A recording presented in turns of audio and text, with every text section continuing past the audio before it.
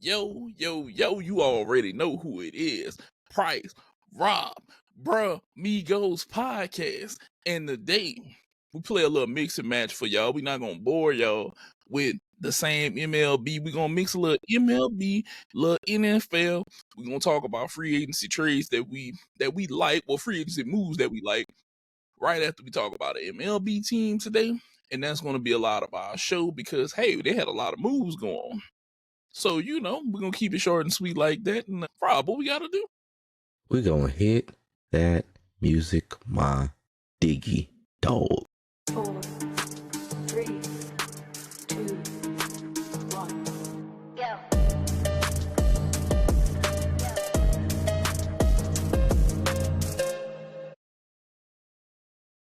What up, though? So, let's start. Of course, we've been going through the weeks. We've been doing our MLB previews. Today, we're going to do NL West and NL Central. Mm-hmm. And we're going to start today with the Diamondbacks. That's Snake. Yeah, man, Diamondbacks, man, I think they got a good team. Like, I think that they're going to be poised. First of all, I got to preface this. The NL West is going to be must watch. I know we East Coasters and the Central Time Zoners may not be up for those games, but dog, they going to be the creme de la creme. They got teams out the yin yang. And the first one we talking about is the Diamondbacks. They got talent up and down. Corbin Carroll is a player that I love to watch. Dude that basically just fast as fuck. Like I've been saying it for years on this show, how fast he is. Didn't have great he was up and down last year. It was basically, yeah. But that team is going to be poised to make money and to make firepower going. Ketel Marte, Zach Gallen. A lot of these players that are good for this team are going to be great to watch. They also got Corbin Carroll in the offseason as well. Like, this is going to be a team to basically watch for everybody. I don't know if they're going to make the World Series like they did a few years ago, but this is going to be something for everybody to see. Maybe they can make a run and, we'll see if they end up in a playoff preview or prediction for Broad Migos later on in the show. But what do you think about it? Oh, no, let me actually get to my free agent signing that I like. Cooper Kupp.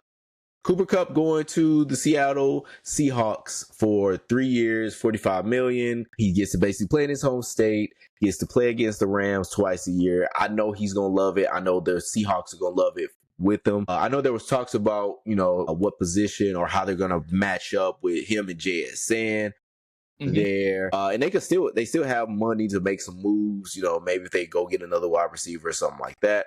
But, I think this team is going to be poised with him, with Cooper Kupp. And I think it's going to be nice to see. What do you think about the Diamondbacks and NFL free agency? Okay, so the Diamondbacks do have a good team, but I'm going to tell you one thing that concerns me right now with the Diamondbacks. Blake Walston, he was the young guy. He's having Tommy John already, 23 years old. Okay, I'm not saying that that's a bad thing because we've seen people bounce back from Tommy John. Yeah, it was a rite of passage. Yeah, but I feel like this could be, I'm not going to say a major hit to their rotation, but I did expect him to take more steps this season. I was expecting him to be in that rotation. I felt like he could have had a very good season this year. For him to undergo Tommy John, and it's going to be like 14 months he's going to be out, we won't really get to see him till next year.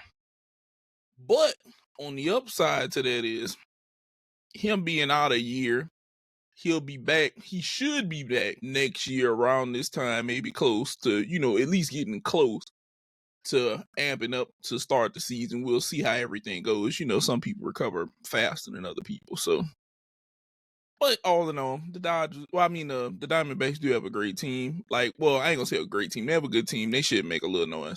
Now, my free agency signing that I like this year.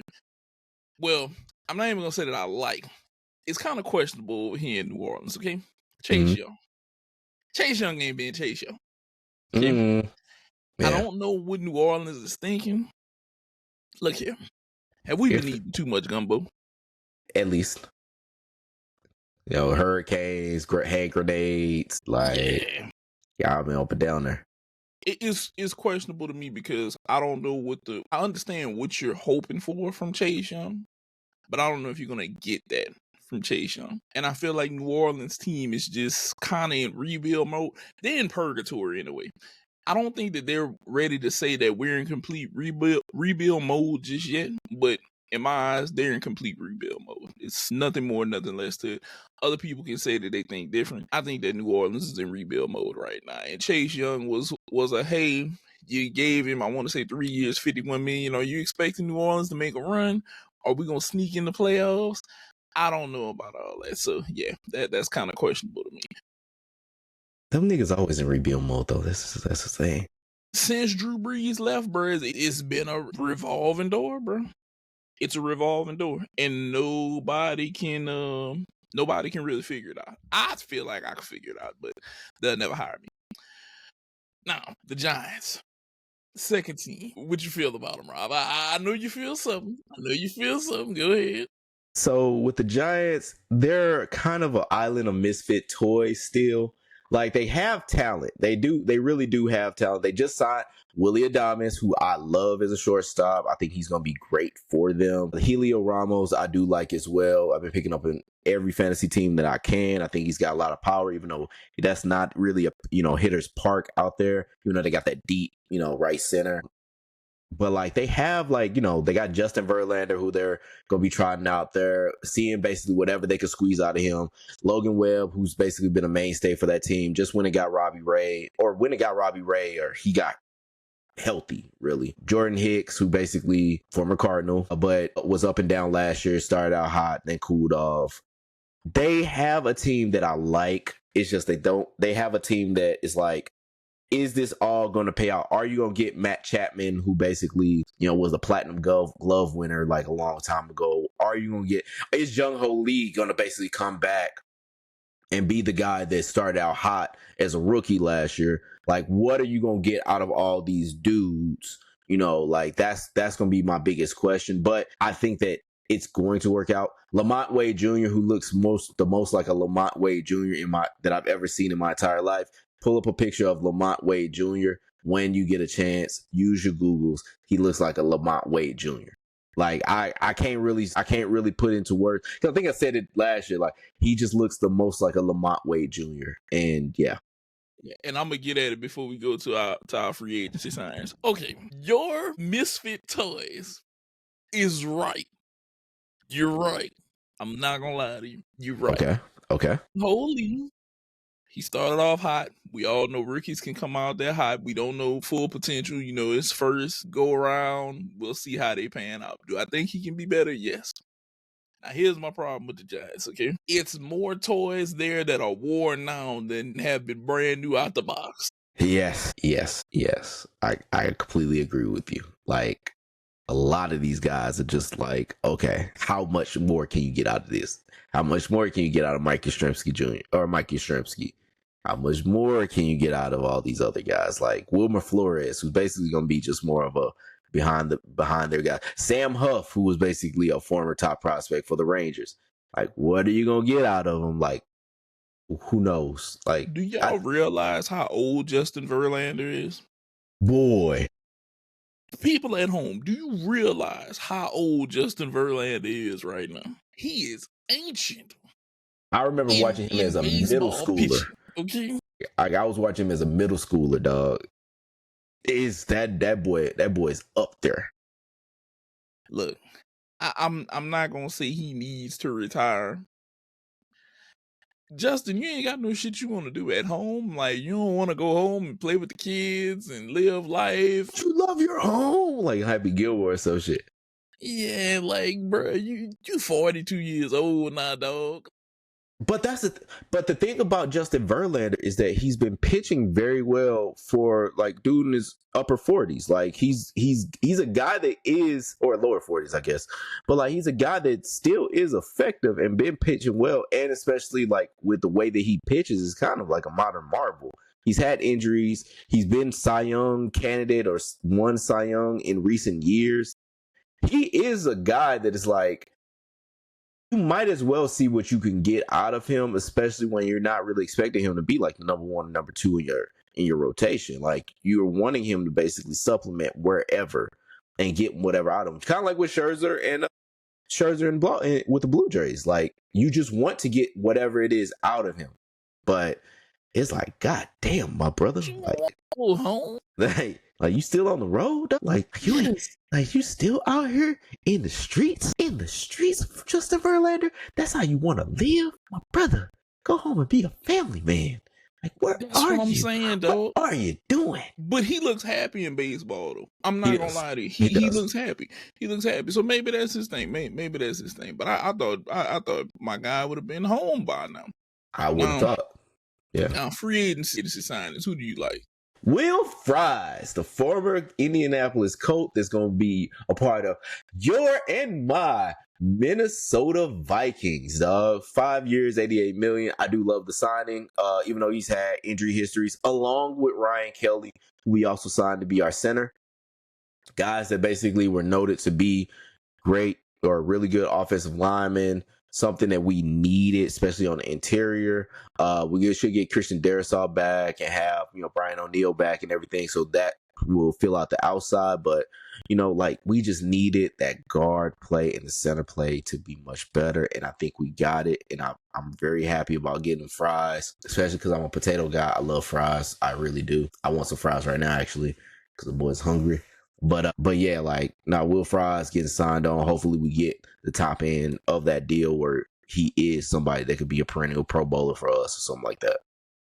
I'm a potato guy too, Rob. But my free agency what the fuck is going to be Daniel Jones? Yeah, that's fair. Okay, so Indianapolis. I just got to ask you something. Why are you bringing, proverbial shit to compete against proverbial shit? Just why? Why? Well, Daniel Jones is probably a little bit worse than Anthony Richardson. But why are you trying to gift him the job without giving him the job? Are you telling him that, look, I'm going to bring somebody in here worse than you so you can go and win? Is that what you just told me? That's what you had to tell me. You had to say, I'm bringing a guy in here worse than you so you can win this. Are we trying to build self-confidence? Are you trying to tell that man that he needs a shrink? Is this what we trying to do? Young man, go be a family man. Yeah, bro, because I don't understand this. And granted, we saw the meltdown of Daniel Jones in the Giants uniform. Mm-hmm. And I'm also say this really quick. I feel like nobody's ever going to be good in that Giants uniform because of how Eli Manning got there. And I'm going to call it the curse of Eli Manning. Oh. Because remember, if we all remember, Eli Manning manipulated his way out of being a Charger to go to New York. Okay? Now, me personally, I wouldn't have chosen New York. I'd have stayed my ass in California. That's just me. But anyway, they have not been successful. Not at all. Not at all. And Daniel Jones had a slight spark and then never was anything after that. And for him to go to Indianapolis, it's like, I feel like you're trying to gift Anthony Richardson the job without giving him the job. Or maybe Daniel Jones might have a second coming. I don't know. But I am highly questionable about what the hell is going on with that move. Why? If you in the comment section can make that shit make sense to me, I'm with it. Go ahead, write it down. Write it down right now. Tell me why they did that. I wouldn't have signed his ass. I'd have went and got Russell Wilson or somebody and said, look, Anthony Richardson, you got to beat this vet who can still start versus Joe Flacco. Beat him and go get your job. That's what I would have told. Hell up out of here with that. Moving on down our NL West preview. The Padres. The Daddies. Defunct or divine? That's my question when it comes to them. Because the thing is with the Padres is they are a team that have talent. They have a rotation when you got Yu Darvish, you got Michael King, you got Dylan Cease still. You have talent in that rotation. You still have hitting talent. You got Fernando Tatis Jr. You got what's the old boy's name that was a rookie of the year? Oh, Jackson Merrill. Like, you got guys that are there. You did lose out on Luis Araz, Luis Araz is still there. Yeah, But and you got his contract year coming up. But like, are you basically going to put it all together and actually make a run here? Because we've been seeing this story. We've been seeing this Padres team be around. We saw them around in the playoffs last year. They basically lost. We saw them in, playoffs in yesteryear. Eventually lose. Are they going to be able to get over the hump when it comes to these other teams? You got Ranger Suarez basically going to be your closers. Not Ranger Suarez. Robert Suarez is going to be your closer. You have teams that basically, you have a team that can compete with any team. You got Alexander Bogaerts. You got guys that are there on your team. Can you put it together? Can you bring it from the heavens? Go inside and get inside with something bigger than yourself. Reach out in this chat. Reach out in this YouTube feed. And can you be something that is bigger than what you actually are? Because that's what you're going to have to be when it comes to at least one of the teams we're going to talk about coming up in the NL West. But the thing about it is, what are you going to do? Are you going to take the next step as far as your team go and be consistent? I know you're relying on Fernando Tatis Jr. to basically stay healthy. Understanding that. But the thing about it is, you do have money. You do have prospects. You do have something that basically you can come out and say, all right, this is what we going to do. This is what we got. We got stuff to compete with all y'all. Let's see let's actually do something here. Let's actually get over the hump. Now, I'm going to pick up on your sermon and say this, Pastor Bird. Look, I feel like they can be divine, but they're going to have to spend the almighty dollar. Because there's a team over there that wear blue, and they got LA on their hat, and Magic Johnson is one of the people over there helping run that goddamn ship over there. And goddamn it being in an owner group like that, the man with a name like Magic, you gotta know he gotta have the money. Okay, so Padres, you gonna have to spend if you wanna win. You gonna have to do what? You gonna have to spend if you wanna win. Say it one more time for me.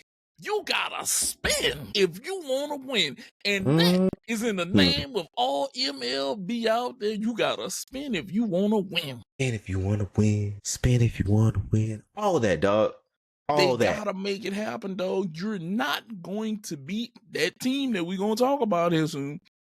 You have to have the bankroll and the talent to compete. It comes down to not being stingy with your money. Like you said, they banking on Tatis to stay healthy. Okay? You still got Cronenwell there. You still have people who are decent. Your rotation, decent. Darvish, King is still there. Cease is still there. You have enough talent to get this done. But you got to make it out of the first round, and you're going to have to spend that money if you want to win. Yes, sir. It's no other way. No other way. Now, with that being said, who is your free agency signing? Carlton Davis, who is new for the Patriots, coming from the Tampa Bay Buccaneers. I think that this is going to be a really nice signing for them, especially when you got Christian Gonzalez, who is a really good corner on that other side, going against, the AFC East and like everything that it has to entail with that, especially if they are going to go get Travis Hunter. If you basically are like, hey, we don't need Travis Hunter at corner really because we got these other two corners, we may be able to put him at wide receiver more times than not. But now you're a little bit more flexible than what you once were, So I really like that signing. But who you got as far as like your free agent signing? Bosa to the Bills. Joey Bosa to the Bills. Can this help them if he is healthy? Yes. Keyword, if he's healthy. They're going to need him to be healthy, and he will help make an impact on defense. You're going to need a person like him come playoff time. But you need him to be healthy. If he's not available during playoff time, this signing isn't worth anything. Not at all. Availability is always the best. So you have to be healthy, you have to be available. And if you're not healthy and available, in the end, this signing means nothing. But I do love this signing for the Bills. As long as he's healthy, this definitely bolsters their defense. This gives them a monster on the other end that you have to worry about. I'm not gonna lie, whenever he's healthy, he shreds offensive lines. He can shred the offensive line and get to the quarterback, put pressure. He can do what he needs to do. And then you still gotta be healthy and go out there and play though. Now, this next team in the NL West, me and Rob were just talking about this before we came on here, and it's the Colorado Rockies. Okay. So I'll say this: Colorado Rockies, not yuck.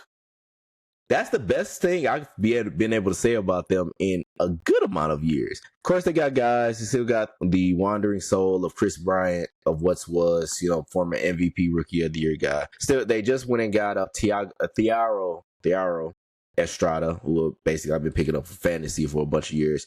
Ezekiel Tovar. They got Nolan Jones, who I like, but I guess is injury prone and has a lot of stuff going on with him.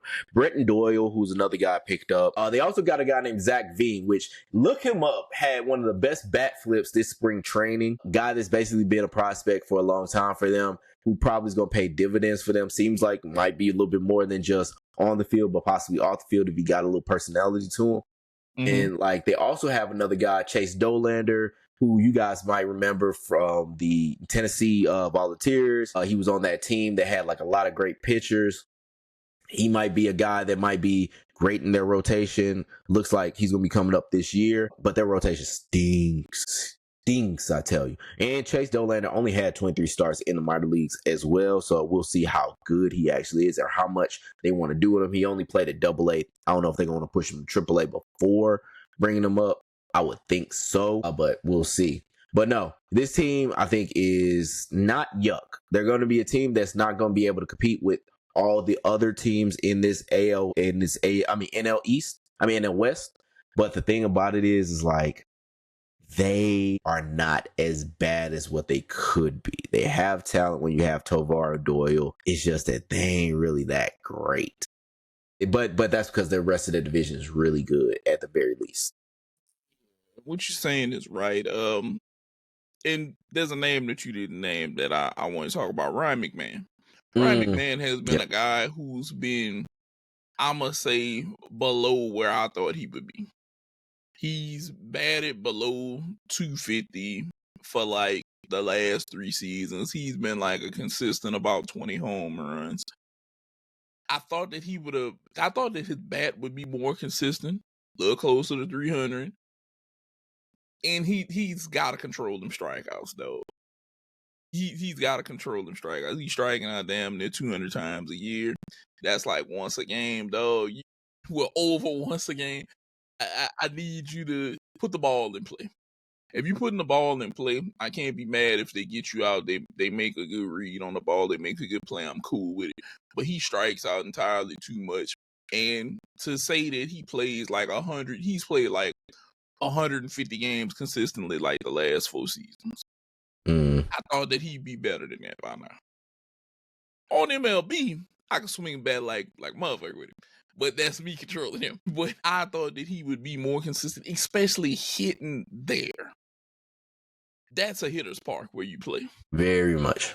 I feel like if you're a Rocky, but you probably don't want to be a Rocky because of the mediocrity that they've been in. Not really. I feel like your bat should be good.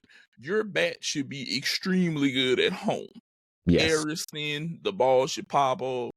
You should be out there working to be a very good bat. Even if you're not the best bat on the road, you need to be a great bat at home and try to win those home games for them. Because whenever the other big bats step in the building from out of town, they're looking to put it over the wall. And that's where I feel like the Rockies are that's why I've been campaigning for a dome for a long time. Climate control dome. Yeah. To make this competitive over there for them. But it's and we were talking about this, I do love the majesty of Coors Field and everything like that. But yeah, you got to get something more climate controlled so that you're going to be able to compete with these other teams and be able to like bring in pitching talent, because y'all haven't been able to. Y'all really haven't.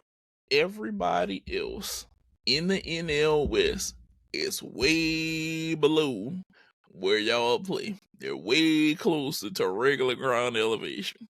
Whenever they get to y'all, to the Mile High City, the air is a lot thinner. Mm-hmm.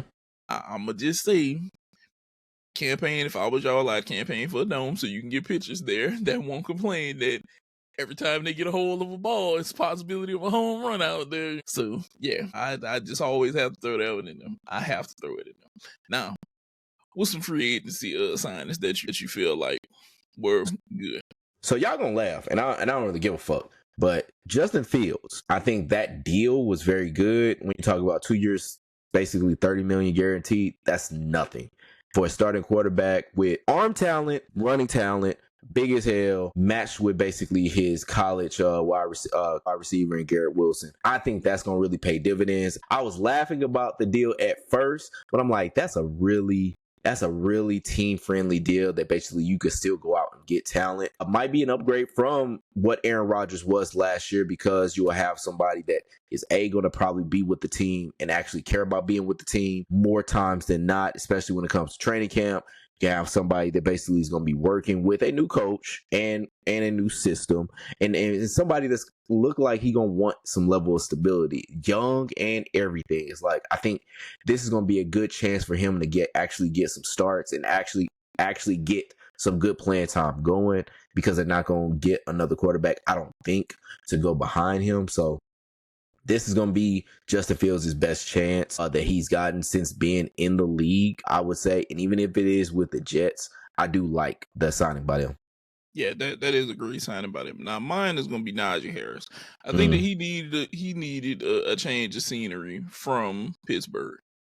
It was time for him to go. It was time for him to find a greener pasture. Pittsburgh doesn't know what they want to do. No. They're up in arms right now. I personally believe if I'm a running back like him and I don't know how much longer I'm going to run and be effective out here, I need to find somewhere else that I can make me some more money and possibly see how I'm going to get paid. And him going to the Chargers gives him another physical back. It gives Herbert somebody that he can hand the ball off. So I feel like they lack the really physical back, like a big guy like him, a bruiser that can go out there, because let's be real, the Chargers can spread the field. Mm-hmm. And I feel like with them being able to spread the field, if you got a physical guy like him and he has a chance to go one-on-one with a lineman, or he can hit the hole and get through, this works for him. It works very well for him. You just need Justin Herbert in there and those guys to pan out, still be very effective whenever they spread the field. Then you can hand the ball off to a guy like him, and he can make 3, 4, or 5 yards at a time, or maybe even break a big run and make this happen for you. So I like that signing by the Chargers. Yep. Yeah, I agree. I agree with that. Now, what you've all been waiting for. The magical team who just won the World Series. We're talking about the Los Angeles Dodgers. Mm-hmm. Rob, I'm going to let you go.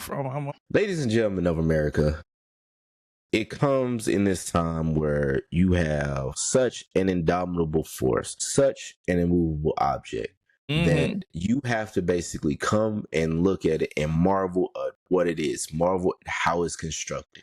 And you got to basically say, fuck them. And you know what? And I try not to basically be like that, because here's the thing. When it comes to this team and when it comes to how good that they are, they have a lot of talent. They have they have the 6th best farm system, while basically having 3 Hall of Famers at the top of their lineup, while having just one of the best, rotations, where you got international guys as Yoshinobu Yamamoto, Roki Sasaki, and Shohei Ohtani pitching again. And then you bringing in Blake Snell, you bringing in Tanner Scott, you bring back, Blake Therian. or you bring back all these guys, and then you basically bring back Teoscar Hernandez. You bring all these dudes in, and you're like, what am I supposed to do with this? You bring my boy Tommy Edman back. You sign him to a deal, which I'm glad he got his money. And it's like, what do you do with something like this? This is the most well-structured, well-built, everything for the future team. This is something that we got to all just marvel and just look and clap, because they're willing to make it happen. Mainly because they got $330 fucking million to basically play with every year with that big ass TV deal. But it's still to the point of they know they're rich and they're acting like it. And I think that we all have an enemy that we can all put our hands up and spirit bomb. I know my DBZ watchers gonna really remember, we need to spirit bomb, and we need to basically put in our fingers, put that energy out and say, fuck LA, fuck LA, fuck LA. And then I think that's what we gotta be. Basically, we gotta have the energy to have. This is the evil empire, guys. The time is now to basically hate. Get all the hate that you have in this team. Get all the hate that you have in your body. Push it out to that team in blue and white. Push it out to that team that basically has everything. Push it out to basically say, fuck LA. Look, the way that you just said it kind of says the most, you know. Look, they are Darth Vader and the crew. They are the Galactic Empire. They are the crew that is hard to beat. They came through, and like I said earlier, you have to spin to win. And like you said, yeah, they're doing it. They make the money. They're going to be the superpower. This is Lex Luthor and the Legion of Doom. It's that simple. Look, that's the only way that a lot of people in baseball are going to be able to look at them, because they're going to say, well, look at all of the shit that they got. Yeah, it's true. I'm not gonna make them the superheroes, because it's not enough of y'all that's gonna appreciate them as superheroes. So we're gonna make them the villains. And by them being the villains, look, the difference between them and the Empire is this: they got look, they ain't got no troopers. They ain't got no stormtroopers that don't hit shots. Everybody hit shots over there. Guys, they have 6 top 100 prospects. 6. While having the highest payroll. While having the highest payroll in all of baseball. While lapping the luxury tax over and over. They cheating. They stormtroopers don't miss, Rob. Stormtroopers don't miss. Like I said, they have lefties like Glasnow. They have Kershaw. Then they have others. They have like Tanner Scott relief pitching. They got Dustin May coming back. Tony Gosselin coming back. They got, Tanner Scott. Is there. Michael Kopech coming back. Brusdar Gretterall coming back. They went and signed Kirby Yates. They still got Tommy Edman. Freddie Freeman coming back, possibly healthy. Mookie Betts, the greatest utility man ever. They went and got Michael Conforto. Andy Paez. Like, all these motherfuckers. And then Shohei. You know,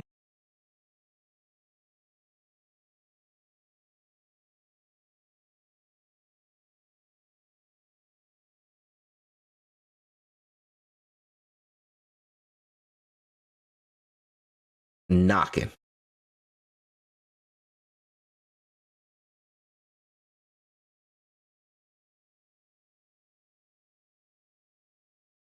look, pay to win at its finest, right here, ladies and gentlemen. This is how you do it, right? This is pay to win at its finest. And can I knock them? No, because they've done it. They figured out the juice to their pay to win. Yankees, I don't know if y'all might want to take notes. Y'all might have faced them in the World Series, but they clearly won. You lost. I don't know what more that you want. And that's why Rob said these are the guys that everybody needs to hate right now. They are the team that you need to hate. If you're going to hate a team, hate the Dodgers. They figured out the sauce. They figured out how to restructure deals, move money. They've gotten the TV deals. They've lured the free agents. They had everybody produce whenever they needed to produce, and they won. They won. Yep. What more do you want? That is one of the no. It wouldn't surprise me if they won back to back. If they won back to back, I'd be like, okay, that doesn't surprise me. They're the favorites for me.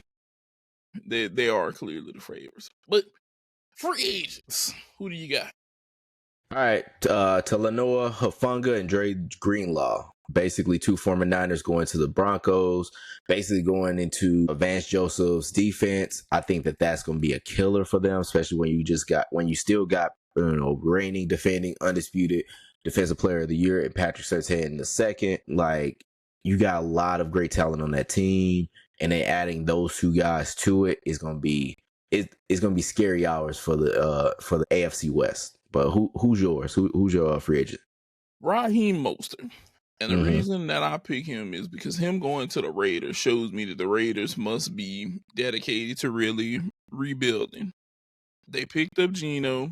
You got another running back now that had been pretty good. If he can be what he was at one point in Miami, the Raiders have something rolling. The Raiders just need more offensive talent now. Make sure that their line is good. They made sure Crosby was signed. He's there. It's gonna be one of those things that I feel like the Raiders are gearing up to be way better than what they were last year. They've actually brought in a quarterback, somebody who can throw the ball, actually. That's true. And because let's not sneeze, Geno had 4,000 yards last year he threw for. Yeah. That's damn good. And being paired with Brock Bowers and Jacoby Myers, like, they go out to get another receiver, they sound like they are going to get T-Mac out of Arizona. Yep. That could be really good. And I feel like T-Mac is the way to go right now. I feel like if you go get T-Mac and he's developing out there with Myers and everybody, that look, Brock Bowers, T-Mac, Jacoby Myers, maybe if you can steal somebody else in free agency, you might be looking at a 10-win Raiders team, 10, 11-win Raiders team. They could swing and turn this thing around and have a nice, solid, decent running game, a good passing game. They have a pretty damn good defense. They were out there competing, and they could be very, very, very effective this coming season. It's something that I really want to see. That's why I like this pick. Now, we're going to move over to the NL Central. Okay, Rob, Pirates. So here's the thing with the Pirates. It's like, we talked about the Spider-Man meme with them and the Mariners. It really couldn't be more apparent when it comes to this team. Like, granted, they got O'Neal Cruz. That, look up his highlights, y'all. I cannot really give you, if I say he's the hardest hitting person I've ever seen, it really doesn't get to the point. For my people that watch baseball, for my people that don't watch baseball, I saw this man hit a screamer to center field that hit off the wall, not hit to the ground and hit off the wall. A line hit off the wall.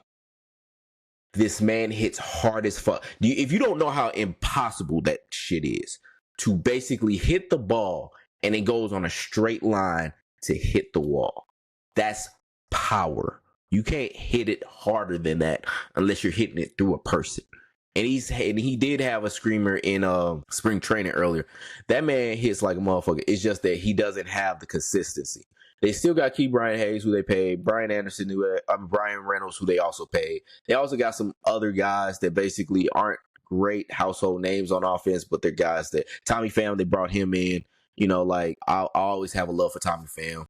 Joey Bart, they're going to see whatever they could get out of the former number 5 prospect in all of baseball.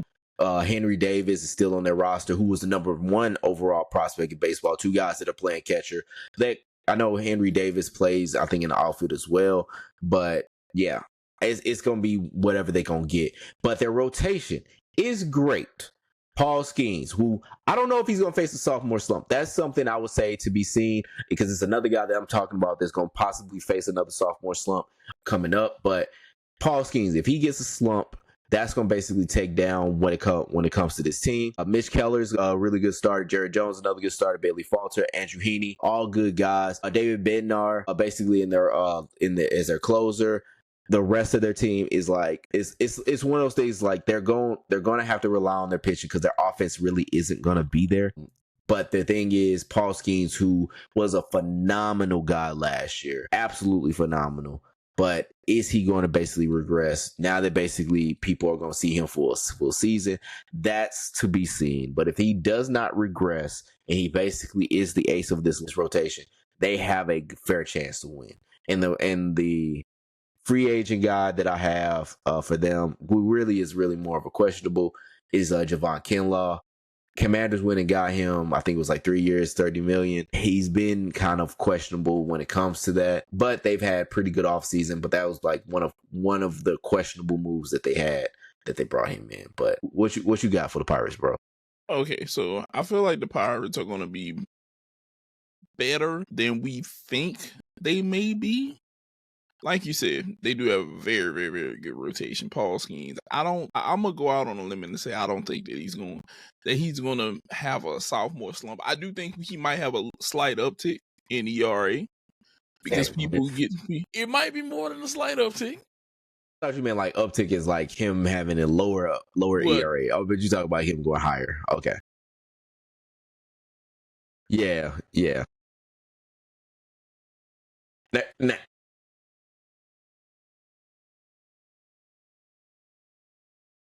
Yeah, because and for y'all that don't know, he had a 1.96 ERA, which is for a rookie that basically was playing in college like 2 years ago is almost impossible. It's impossible. It's really impossible for him to come and be that hot that early. It's crazy. Yeah. So I'm gonna say this: if he happens to, I'm expecting him to be at about a 2-sub. Is what I'm expecting.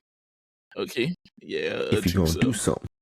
Now he did give up 4 earned runs in a preseason game, in preseason, but that's preseason. We don't know rolling out kinks. What's coming. Yeah. We knocking out the kinks right now. So, but it's gonna be interesting to see how they do against him. Granted, he played 23 games. Well, yeah, 23 starts. So let's see how he does. If he comes out there and he's 2 or lower, I'm gonna be like, hey, look, Zeus himself blessed him with the thunder in his arm. You just gotta deal with it at this point. Hey, deal with it. But do I think that he could be really good for him? Yes. Do I think that that they can definitely throw a wrench in people's plans? Yes. Their pitching rotation is enough. They can keep the game low enough to where they can win the game. They just need run production. If they get run production, they can make this scary for y'all. And like we said, baseball is a long season. It's 9 innings, and a lot of shit. We've seen the craziest happen in 7, 8, 9 innings down the stretch. People make comebacks, bats get hot, shit happens. Hey, and that's what I will say about them. They live in the land of, if we can keep this game close, we might have a chance to come back and actually make this happen. So the Pirates are one of those teams. I think we gotta you gotta look at them. You only really got one aging player in McCutchen, 38. Homie. Yeah, you only really got like one truly. Hey, bro, you getting kind of old. You don't want to go home and be with your family. Yeah. Like that's how I look at him and brother. You don't want to go home, bro. Go to your home. Yeah, But hey, that's him. That's how he feels about that one. Kinlaw, you talked about Kinlaw. Is that gonna be your free agency signing? Yeah, that's who I got for that. All right, so look, I'm gonna say this, and this is where I begin to kind of talk bad about you goddamn Cowboy fans. So Devontae Williams, I like and I don't like this, because this is another one of these 1-year deals that they're passing out. They're not committing to anybody. And in any sport where you have money, and money can be a determining factor, you have to be willing to spend the money to win. Cowboys, y'all just lost Lawrence. Y'all haven't signed Michael Parsons. And then y'all out here giving 1-year running back deals. Okay? Are we not going to use our draft pick if Ashton Jincy is there to take him as a running back? Are we not going to do this? Are y'all ever going to pick up another wide receiver for Dak to throw to, or are we just gonna act like we're gonna act like Turpin and CD Lamb is enough? That's what we gonna do. So we not gonna even acknowledge that McCole Hardman is still out there. Like, at least he's still out there. Shit, Stephon Diggs. Yeah, Stephon Diggs is out there. Y'all don't want to acknowledge any of you? All right, if y'all don't want to acknowledge him, yeah. So this is hey, why did you pay him and you need a receiver and you haven't signed a receiver yet? I think he's gonna have a good year in Dallas. But like I said, this is a what the fuck signing because we haven't taken care of the other shit that we need to take care of. Why are we signing him? You gave him $1 million. You gave him a 1-year deal. I think it's for a couple $1 million maybe. That's it. Why aren't we spending our money in more resourceful places, bro? I don't know. They Jerry, get off the goddamn radio. You get off the radio, bro. I'm tired of hearing I'm committed to winning and you on the goddamn radio. Yeah. Now, I'm gonna take a step back from talking bad about them to they call him Big Ellie. Big Ellie. I call him upper mid. And so I think that when it comes to this team, when it comes to the Cincinnati Reds, the team that Ellie De La Cruz claims is his home right now, they just basically said Jonathan India bye-bye and brought in Gavin Lux. Good luck with that one. They still got Spencer Steer, Matt McClain, all those kind of guys that basically hidden in their lineup. Jameer Encarnacion. They got some dudes, that I basically fuck with. Hunter Green, of course, I always fuck with, but they ain't really got a team that basically they got to strike fear in nobody. Like they're going to basically possibly win like 70 games or something like that. They ain't doing shit else. All right. So Ellie De La Cruz, guy that I love, guy that I would say is one of the more must-see people in all of Major League Baseball. He's going to be something that everybody's going to see. The rest of that team, not so much. But it is cool. It is what it is. I'm going to say it like this. Scott Hall did it best. Ooh. That's how I feel whenever I see Cincinnati Reds, though. I know Ellie's there, but outside of that, I'd be like, ooh, what you gonna do to me? Y'all aren't going. Y'all don't have. Y'all are so mid that it's incredible how mid you are. You're not bad, but you're not good enough to be good. You're just there. You're just there. And there's gonna be somebody who disagrees with me, but I'm like, Yeah. That's just what.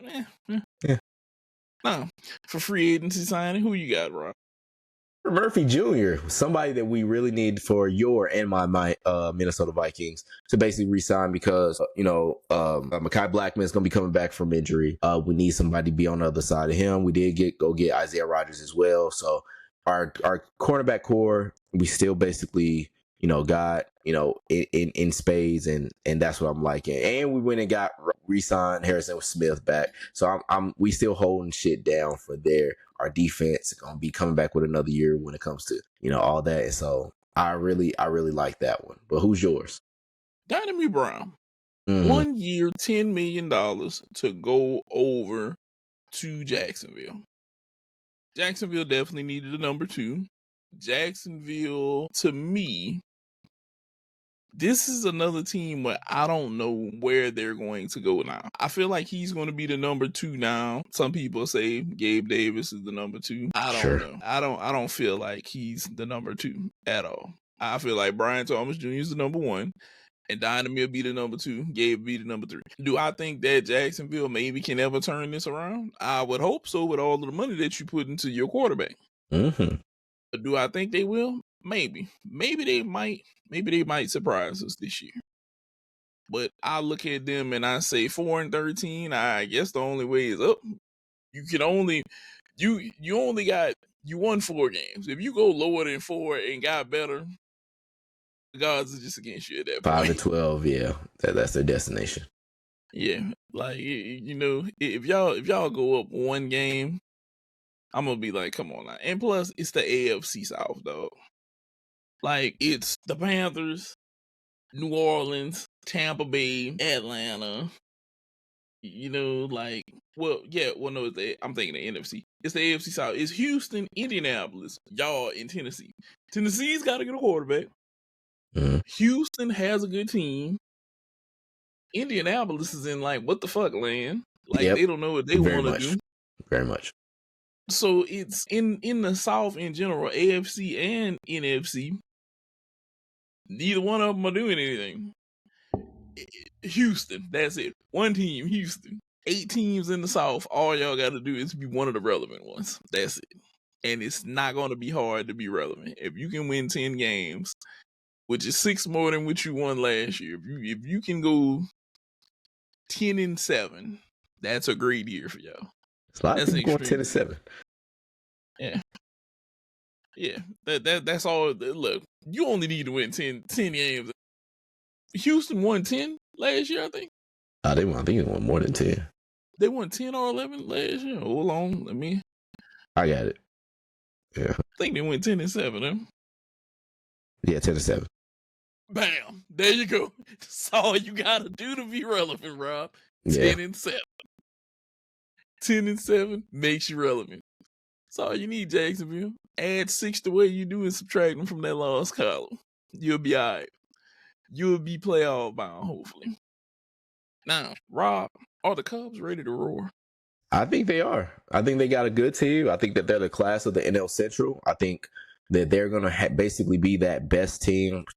Shota Imanaga, Justin Steele basically anchoring that rotation. Mm-hmm. Parker Hodge, who's a pitcher that I like out of their bullpen. Ben Brown, who's an up-and-coming guy. Porter Hodge, excuse me. Who's a guy that's coming out of the bullpen.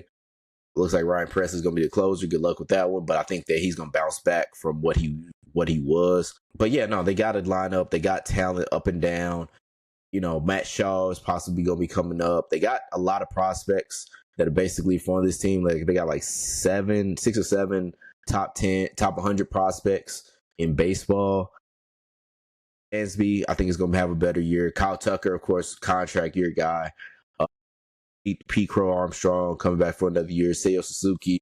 Like, they have the talent in order to win this division. It's just, can they overcome the biggest obstacle in baseball, which is being the Chicago Cubs? And do they have that? Can they do that? That would be the thing that they would have to overcome. Everything else should be fine. If they can overcome being the Chicago Cubs, they can win the Central and go far in the playoffs. I want you to look at me when I say this. Okay, I'm looking. No. There we go. No. Okay. They're doomed to mediocrity because their name is the Cubs. I stand on this. Before they won their World Series, they were cursed by that guy who grabbed the ball from Moises Alou in that corner. Bartman, yeah. Can't remember his name. Don't ever want to remember his name. Matter of fact, if I was Cubs fan, I'd have whooped his ass. Steven Bartman. That's why he's in hiding. I would have whooped Steven Bartman's ass clean out of the stadium that day. Which umpires, I'm going to tell y'all something. That was one of them days where I feel like they could have called that out. I'm pretty sure Moises Alou was going to catch that shit. I think he was. But you had the whole debate, like the whole debacle with that shit. Steven Bartman would have got his out of whip. I mean, they did win a World Series since then, but it's also the fact of you are the Cubs and you always find a way. This is true. I just think that they're kind of doomed to mediocrity. I feel like they got the Bartman bear off their back, and then some new jinx is there now, and they just don't know what it is right now. It might be the mediocrity of the Cubs. It's just the mediocrity of the Cubs. They find a way. That's really what it comes down to. It's just some teams are just destined for doom, and they are one of those teams. So, but they got the talent, like I said, like they have talent up and down their roster. They just got to basically overcome that obstacle of being the Cubs. Compare them to people who perform acts in Vegas for money that they do that are adult things. They have talent, but they're not on an MLB roster though. You're on the MLB roster. Yeah. The name the Cubs has held you down. That's it. It is what it is at this point, dog. That's what it is. Now I look at them, I'd be like, y'all are going to be the Cubs. Now, free agency signing, who do you like? So another guy that y'all gonna laugh at. So he was just on our team. Yes, I don't understand where you guys are coming from with this, but y'all, I think Sam Darnold's gonna be nice in Seattle, and I think when it comes to them getting Cooper Kupp, still having JSN, possibly bringing in some more talent on that team, I think he's gonna be fine. It's not the same as Justin Jefferson. No, it's not the same as having Kevin O'Connell being your coach. No. They're going to have a nice enough team where basically he's going to be able to thrive and not be 14-3, but something that is pretty decent and, you know, I would say un-Sam Darnold-like, you know. And so I like Sam Darnold. Okay, so from big physical backs to big physical receivers, Devontae Adams to the Chargers. Okay, this, and while Rob does that, this is the Chargers' chance to have a big physical receiver that I feel like can help Justin Herbert a lot. Okay, I'll be one to call him A-Bear because in the South they would probably pronounce this shit A-Bear here in Louisiana, but Justin Herbert. I feel like Devontae Adams being a big physical receiver should help Justin Herbert a lot. It gives him another option. It gives him a possession guy. It gives him a guy. Wait. You said Justin Herbert? Yeah, because he went to the Rams. Oh no, you went to the Rams. Oh, I'm sorry, people. I'm glad that Rob came back. He saved me. I give him that. I don't know why I thought he. He did go to the Rams. He did go to the Rams. Everybody's looking to the red light that is my thumb. Okay. Boom. All right. All right. Reset them. So he went to the Rams, and he has right now. He's gonna have. He's gonna have that Matt Stafford be on the other side of Puka Nacua. So yeah, big physical receiver. But like I said, big physical receiver. He's gonna give them another possession guy. Possession guys, to me, I feel like maybe I value two types of receivers too much. Possession guys and take the top off of defense guys. I value those two types of guys on my team so much that I would pay them the money. Because big physical receivers who are possession guys can run 5-6 yards. I can chip away at a defense. That's why I like good tight ends so much. I like tight ends like freaking Travis Kelce whenever he's on point, and guys like that. I like possession catch guys because if I can't take the shot downfield, let me eat up some clock, eat up yards. I think he would have helped them better last year than anything. Because it was a point where I was like, the Rams just need to get possession catches right now. And they weren't getting them. Will they get them? Hopefully they get them. Does this make this team better? Debatable. Yeah, that's going to be debatable. It's like, I would say yes, just because Sean McVay just has the knack for basically doing the best with talent. Like Devontae Adams, especially with talent and know-how, like I think it's gonna be better. He's gonna be in a better spot, especially with Matthew Stafford basically coming back with him. Yeah, no, I think it's gonna work out overall. I feel like that team could have been next level if Kupp would have stayed there. Yeah, but having both of them, I mean, they didn't need Kupp. Like overall, go ahead. They still have Tutu Atwell is there. Iron Williams is there. He can catch the ball out of the backfield. So okay, that works. That works. Yeah. Tyler Higbee, the tight end. Okay, that works. Yeah. I can see that. That one definitely works. Now the Brewers, and I'm gonna let Rob get into this, and then I'm going to explain to you people at home. You know what? I'm going to explain all of it, but I'm gonna let him get into what he wants to say about the Brewers first. Go ahead, Rob. Guys, y'all know how I feel about the Brewers. And if you don't know, fuck the Brewers. That's it in the encapsulation of it. But the thing about the Brewers is Jackson Turrio, he's set for a sophomore slump. He lit the world on fire last year, had a very good rookie season. But here's a guy that basically, now people are going to get used to him, everything like that. All the shit you heard. Christian Yelich, guy that basically former MVP, just can't rely on him because he can't stay healthy. They did bring in nasty Nestor Cortez. They got Freddie Peralta, who I've always liked, but has always been high strikeout, high ERA guy. They got Aaron Savali. Abner Uribe is going to come back, and hopefully he basically becomes the guy that he has the potential of being. But this is a team that are they going to be drunk off this? And also, you got Wilson Contreras. You know, it's like, is this team going to be set for a playoff, victory? Is this team going to be set up for a playoff standing? Is this team going to be set for the playoffs altogether? They are not set for shit. They're going to basically be watching at home just like me and you. Because the thing about it is the Brewers ain't really got it to keep it going on when it comes to the Cubs, when it comes to all the other teams in the NL. Like, they ain't really got it. So I ain't worried about them. You ain't got to worry about them. So you know what, Brewers? Stick to mediocrity. Enjoy the project. Enjoy the projects. We'll get y'all. Okay. So why he is so disappointed in you guys? I ain't disappointed. I think he kissed my ass. Well, while he's on the fuck you train of y'all, there we go. I'm going to say that you guys will be playoff bound again. Now, I'm going to leave it at that because I'm going to explain right after we finish and we give our playoff predictions why I feel like that, and I have a great reason and can point to evidence about this.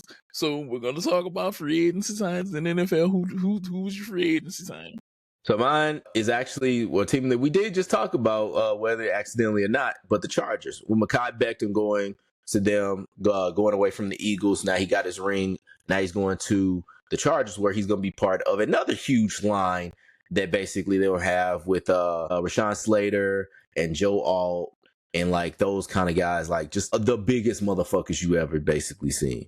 And so he's going to basically do well with that team, especially in the Harbaugh's offense. They got Ladd McConkey, got Justin Herbert. They're going to be good next year. But yeah, he solidifies that guard position for them. And I really like that sign. Okay. So mine is going to be Mac Jones to the 49ers, and I'm going to explain why. I want to know what the 49ers train of thought is with picking up Mac Jones. Do you think that Mac Jones has something in the tank that can be shown and then move to be profitable? And the reason that I ask that is this. Let's be real, San Francisco. Y'all are holding the money trying not to pay Brock Purdy right now. Let's just be real. Let's call a spade a spade. This is what y'all doing. Y'all holding on to the money. Y'all trying not to give this shit up. So, with that being said, how long are we going to hold on to the money? Okay. How long is this going to be a waiting game? Okay. Debo's gone now. Okay. You still got Ayuk. You still got Christian McCaffrey. They don't have Ayuk. Or I think Ayuk. Didn't Ayuk leave? No. Ayuk is still there. Oh, really? Yeah, Ayuk is still there. They still got Ayuk. Juwan Jennings is still there. Ricky Parasol is still there. Kittle is still there. What are we doing? Is this because whenever I saw Mac Jones for I think he got $7.5 million or something like that for 2 years. Yeah. Okay, he's making more money already. Purdy is making, and he's making it in a 2 year. That is true. That is true. So what are we doing? Because to me, this screams, I don't want to pay him, or I want to pay him and trade him somewhere and try to get something else back. That's the only thing that keeps going through my mind about that move, because they have rolled the line on being cheap as hell in this quarterback situation. Okay, now I'm gonna throw this out there to some of you people at home. Wouldn't you have signed Brock Purdy by now? Yes. Wouldn't you have given him an extension? Wouldn't you have said, I got my 25-year-old quarterback of the future. Let me hold on to his ass. They have not. They have not. That's what I'm saying, Rob. Something is fishy about this. It does beg the question, are the 49ers looking to trade Brock Purdy? Because the thing about it is Mac Jones was the dude that they were looking to draft instead of Trey Lance. And like, what was it, Trey Lance that draft? Either way, they were looking to draft Mac Jones, but they had traded up, and basically everybody was like, "Oh, that's a shitty move. That's a shitty move." And then the Patriots ended up getting them, but they got him. Now a bit ran through, but like, are you basically looking to trade? Because I mean, if say you are the Browns, not even the Browns. Let's say that you are the Giants.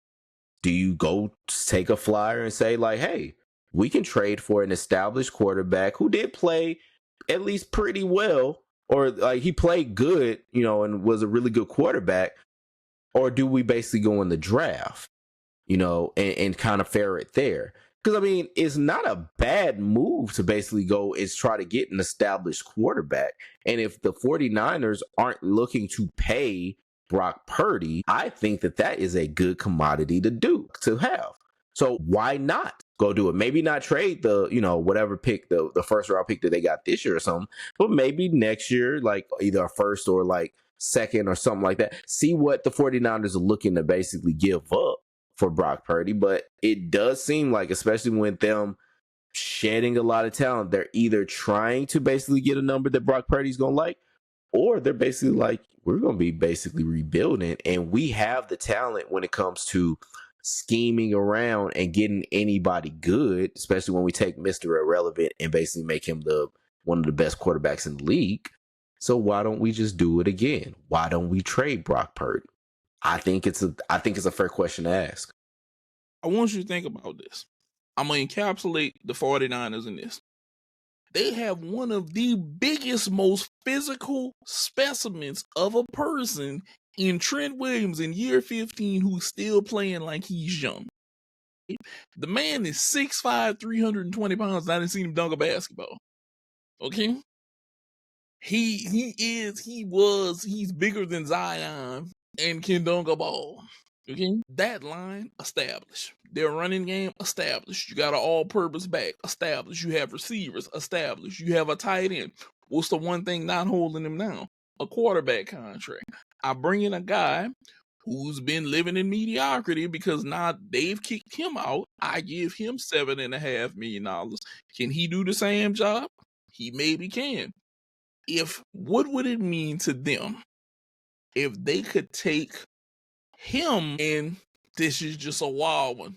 I'm going to throw this one out here. I know some people are going to say that should have never happened, but I'm going to throw this out there.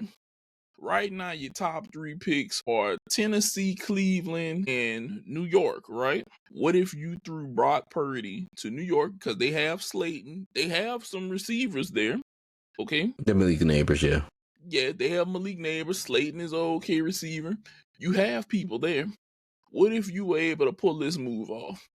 Hey, I got a dude that's 25.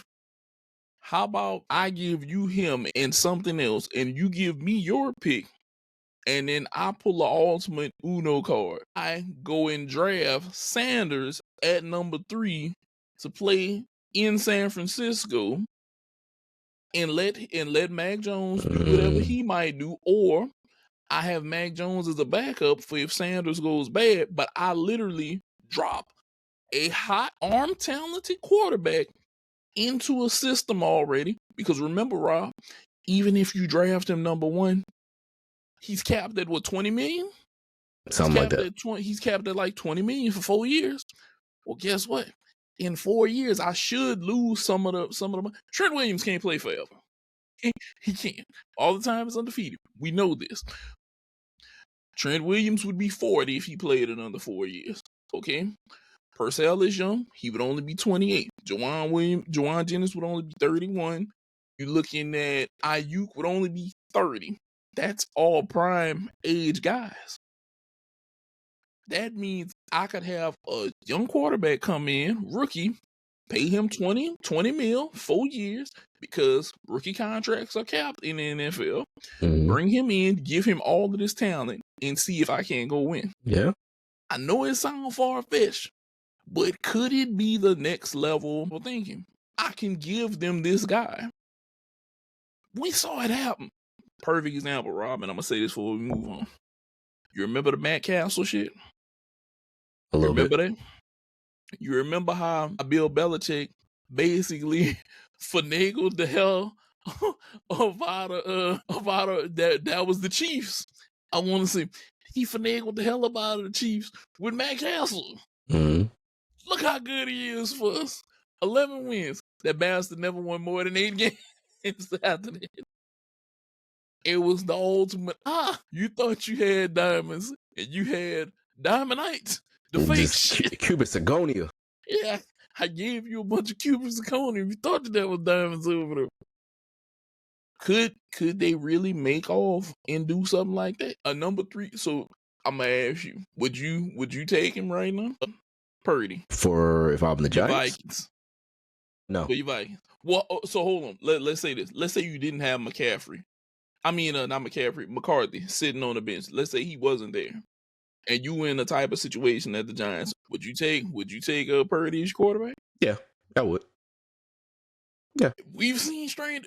We've already watched this shit be weird in the first couple weeks. It can get weirder as time goes on. Yeah. That's all I'm gonna say. I'm gonna say this shit can get more weird as time goes on. The last team that we're gonna talk about, the Cardinals.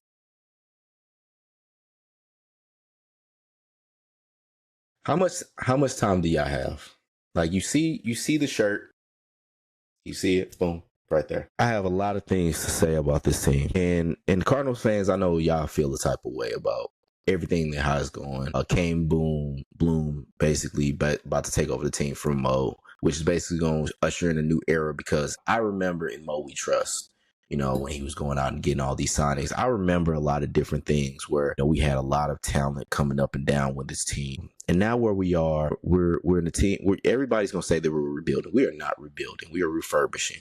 You know, when it comes to this team, and I know y'all people that basically say, oh, y'all Cardinals haters, oh, no, y'all rebuilding, da-da-da.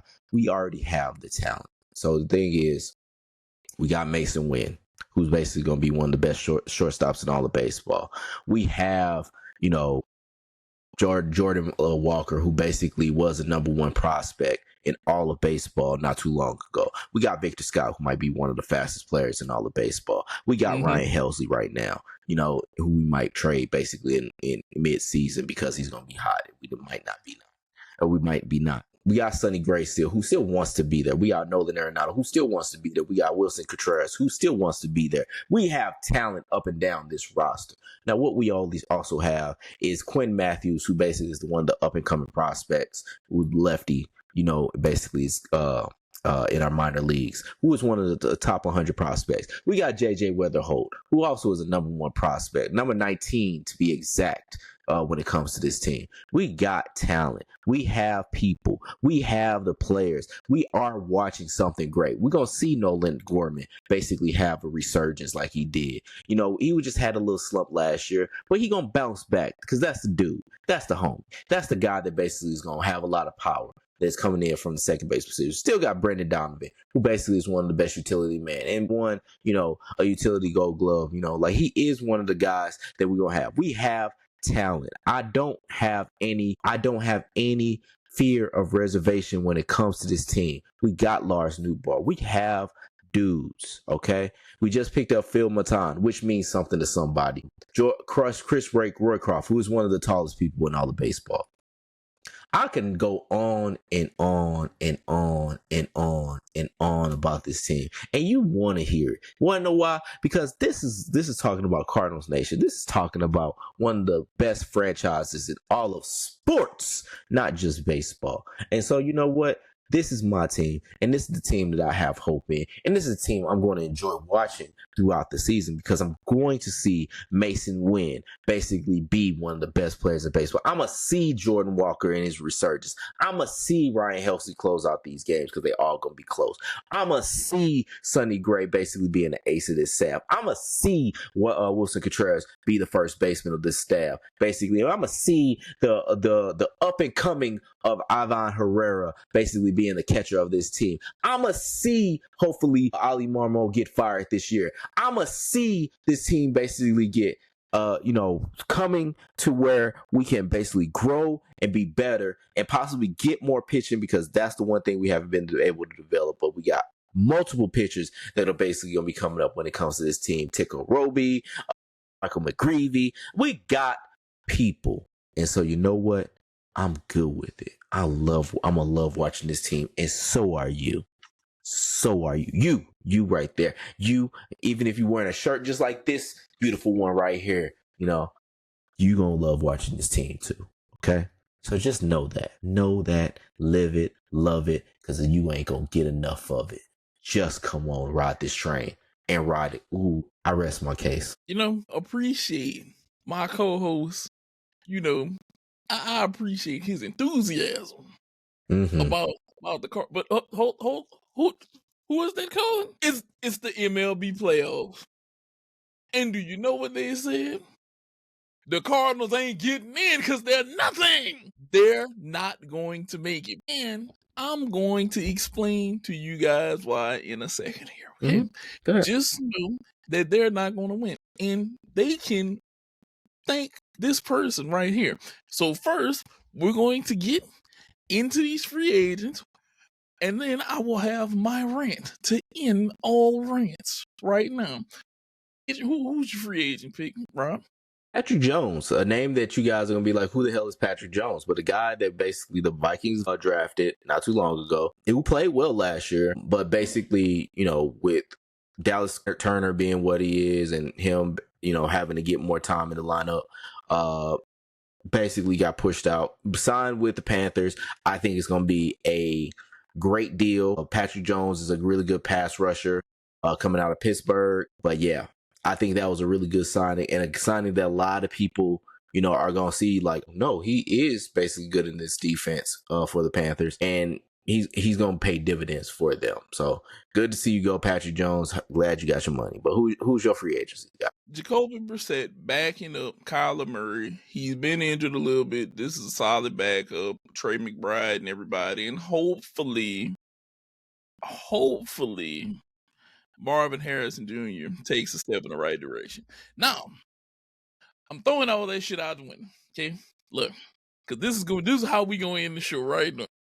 This is our MLB playoff prediction early in the season, and I got to get to this right now. So, Rob, I'm going to let you name your 6 NL picks, and then I'm going to name mine, and I'm going to explain to the people at home why your Cardinals ain't shit and why they ain't making it in because of you. All right, bet. And so here's the thing. I'm going to name my 6 teams, and y'all might be surprised of the 6 teams I'm going to name. So number 1 is the Dodgers because, of course. Number 2 is the Mets because they're a really good team. They're really solid, and I think they're gonna make the playoffs. I think they're gonna win the East. The Cubs, I think that they're gonna basically win the Central. I got them winning the Central. So number 4 is the Phillies because they've still got a solid team, got a lot of talent up and down that roster. Padres, same thing, and the Braves. Gonna have some guys coming back soon, but they also got some guys that can hold it down when it comes to Reynaldo Lopez, Chris Sale, Michael Harris II, Austin Riley, and so on and so forth. But that's my NL. Who's your NL? Ye of little faith of the Cardinals, right? Okay. I said we refurbishing, my goddamn it.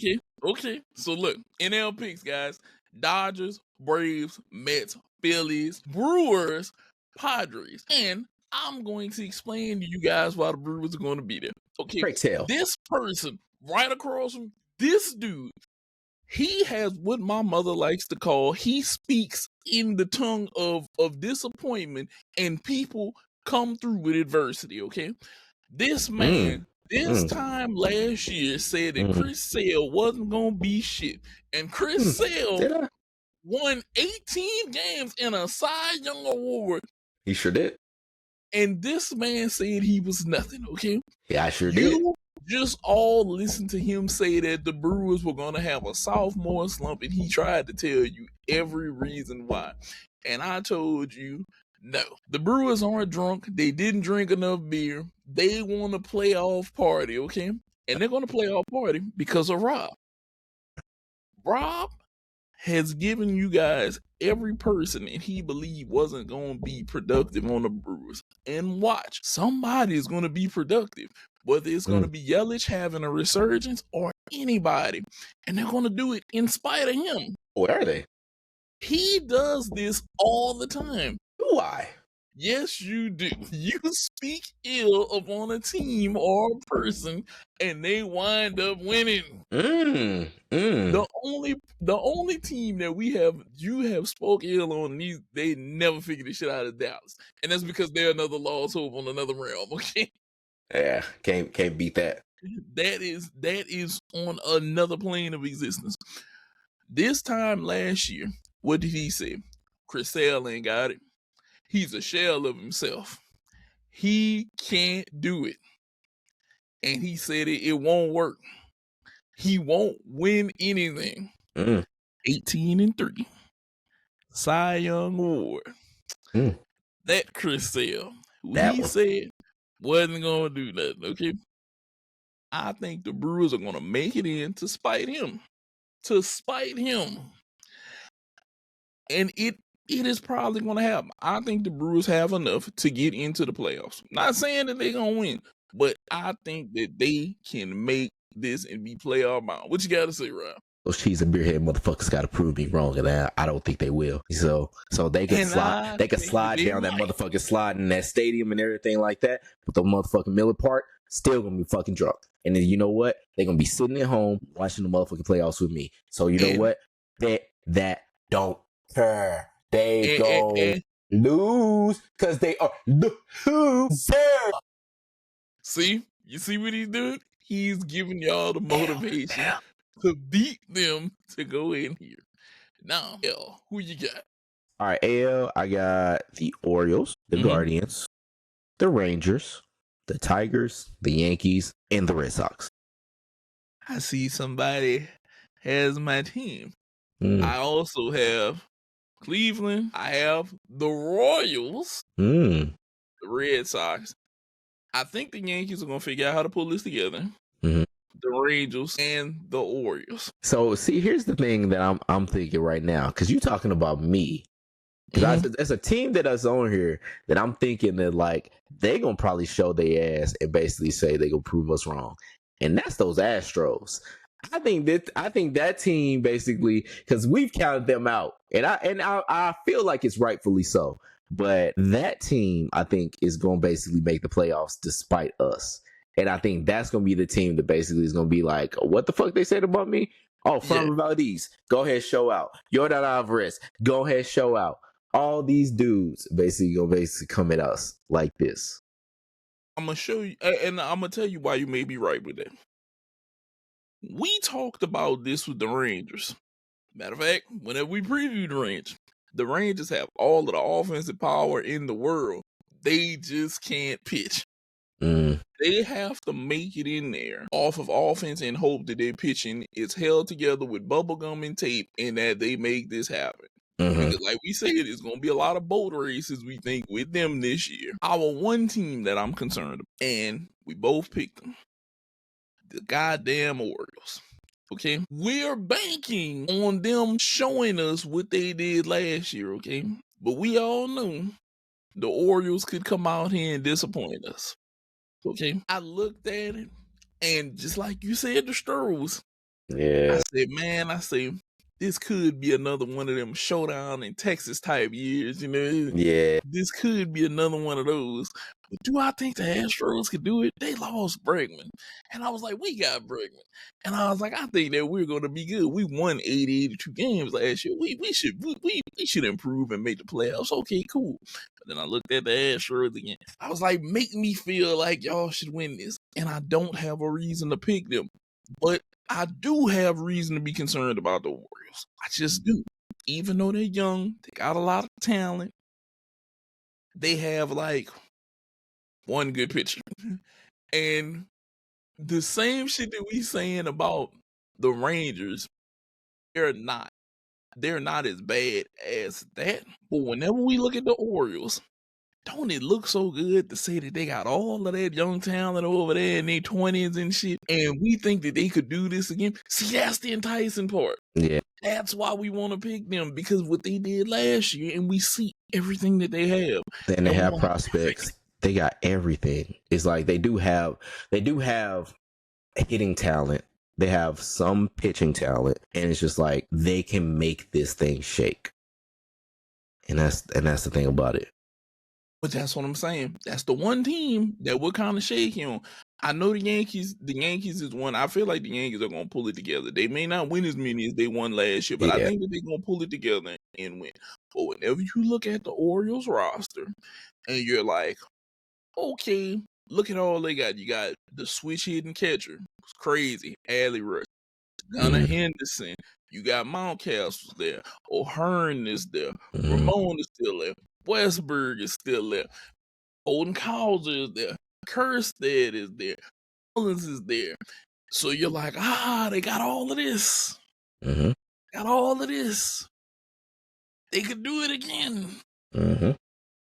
And then at the same time, whenever you look at the rotation, you like, Mhm. okay, y'all got Zach Efron. Probably Morton is, Yeah. who are we gonna lean on? Sir Anthony Dominguez is one of our closers. You got Batista, he's a closer. Now you do have Grayson Rodriguez who's starting. That's probably gonna be your best starter. Mhm. Who else are we going to? Tyler Wells? Come on now. It's a lot of deficiency in the bullpen. But whenever we look across, we see all of the green shit over there, all of them outfielders, shortstops, and the switch hitting catch. We looking over there and we say, it's a lot of good shit over there. It's a lot of good shit over there. And that's what makes us pick them. Yep. Makes us pick them, dog. Yep. I don't know though. What you think? No, man. I think we're on the same page. I think that it's gonna be interesting to see like how this all shakes out. It will be. It will be, because whenever this all is gonna be said and done, the one team that we're picking, and granted, we differ where you got the Tigers. I don't know if the Tigers going. I don't know. The Tigers scare me. I feel like they've given Detroit a lot of hope. I think it's rightfully so.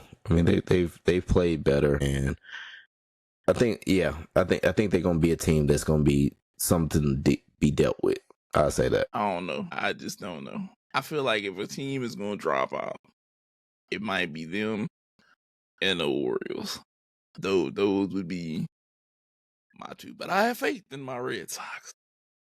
No, you do. I have faith that we shall rise again. I ain't saying we win in the World Series, but we should be back to relevancy around here. Yeah. I feel like we should be, and I'm gonna just throw this out there. That same dude that you picked against, 6 innings, 9 strikeouts the other day against the Braves. We lost 6 innings, 9 strikeouts. It's all good.